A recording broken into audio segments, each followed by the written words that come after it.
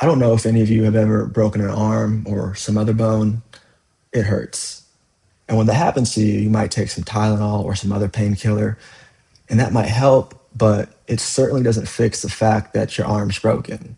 Everyone knows this. You solve problems by treating the cause, not the symptoms.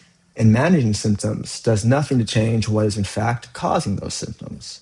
With money, we tend to forget this somehow. Feeling stressed, feeling overwhelmed, feeling behind, these are all common symptoms that millions of people feel. If you feel them, you might change your portfolio. You might try to save into retirement more or save into some other new investment that you think is going to fix everything. But the cause here is uncertainty. So all those actions, right or wrong, at the end of the day, they're just treating the symptoms. This is why we develop the big three, because it teaches and shows us the mechanisms to treating the cause. Where does your money come from? Where does it go? What do you control? Once we're able to see that, we have certainty, the feeling, the lack of control, the unease, all those symptoms begin to change. And this applies beyond your finances. Right now, living in the United States of America, people are reacting to things that make them angry, that make them upset, that make them feel scared. Those are all symptoms.